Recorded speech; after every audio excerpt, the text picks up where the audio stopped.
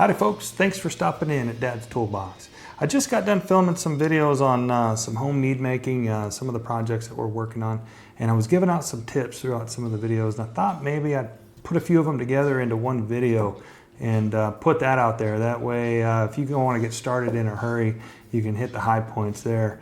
So I'm going to give you 5 tips and then a bonus tip at the end, so stick around.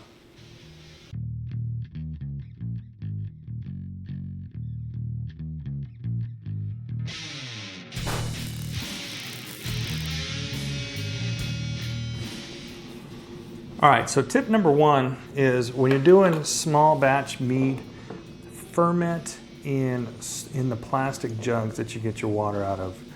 You know, you're not going to be using your city water to do the mead making, unless you're on a well or you got some nice spring water that you could use your home water. But for the most part, you're going to be buying your water, and it's a lot easier to just ferment in those jugs right from the get-go. That way you're not taking up your glassware, because your glassware can be put to use, aging your meads, cold crashing, stuff like that. And in the end, you just throw the mess away. All the mess goes away. You're not washing all the gunked up yeast, and you're not trying to dig all the adjuncts. Like if you put fruit in your jug, well, when you're trying to get it through these little holes here, you know, you can push it in there pretty easy, but getting it out is a whole nother matter. And you can just skip all that, throw the whole jug away. If you're doing big batch, what you want is you want a bucket. You want a fermentation bucket. You know, you can get those at a homebrew store or any food safe bucket, 5-gallon or better bucket with a good lid will work.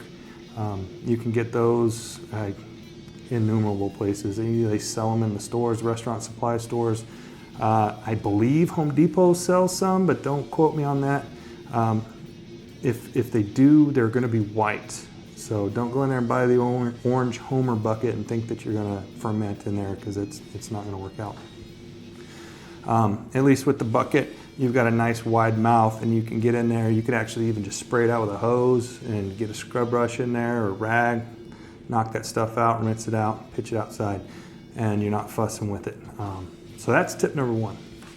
Okay, so tip number 2, when you buy your first auto siphon, buy the 5-gallon auto siphon, even if you're not doing 5-gallon batches, because that auto siphon will go into a 1-gallon jug just fine.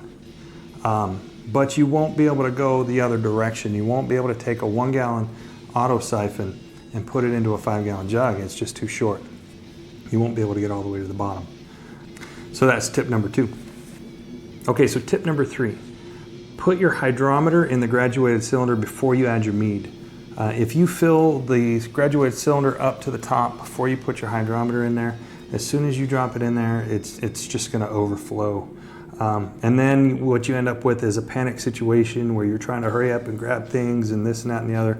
And that's how hydrometers and graduated cylinders get broken. I buy the plastic graduated cylinders because I've broken a few, and you know, Mama doesn't like it when she's got glass all over the kitchen. So keep that in mind. That was tip number 3. Tip number 4, lay down a towel when you're bottling or racking or anything of that nature, when you're transferring fluids from one vessel to another, and preferably an old towel, because you know, you end up with some of these fruits, you know, like the grape over there. This is a berry blend that I made. They're going to stain.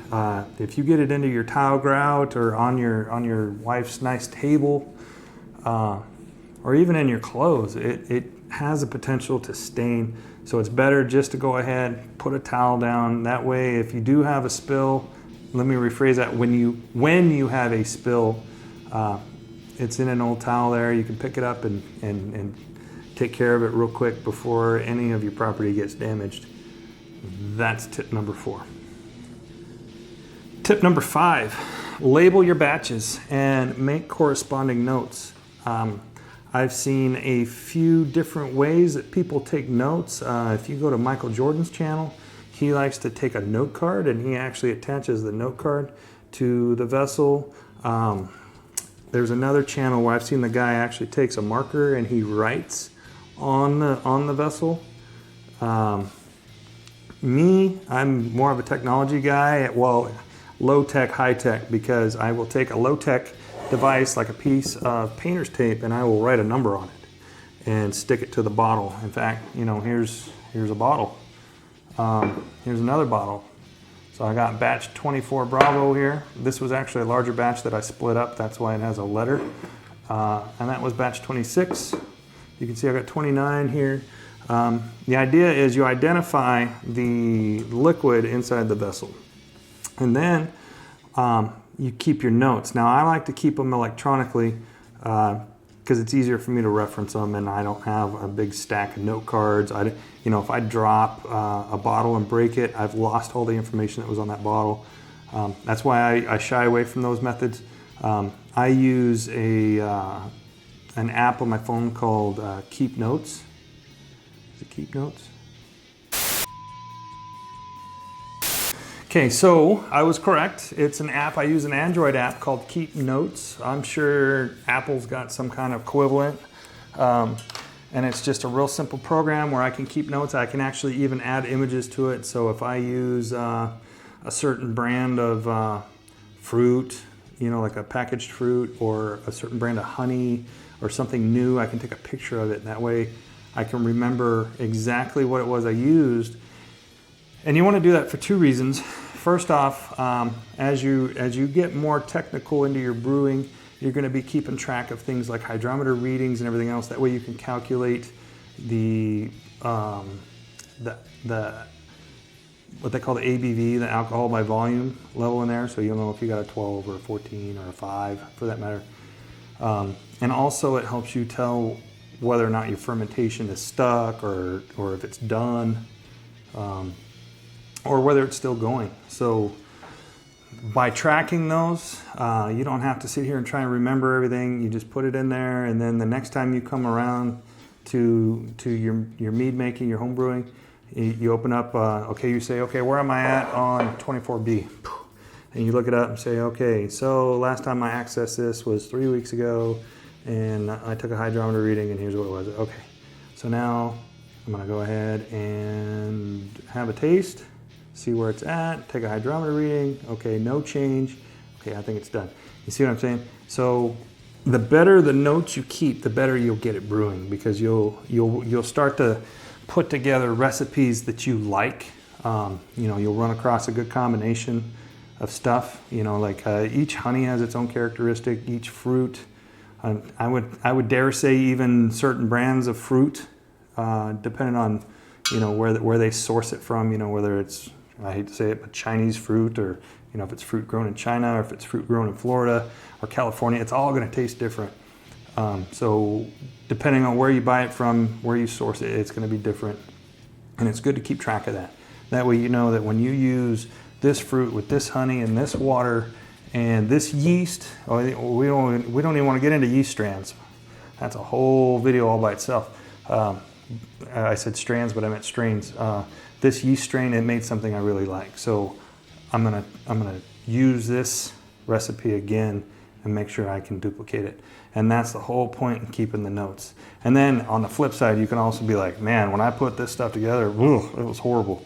I'm not doing that again. So you can put that over in the don't do again pile.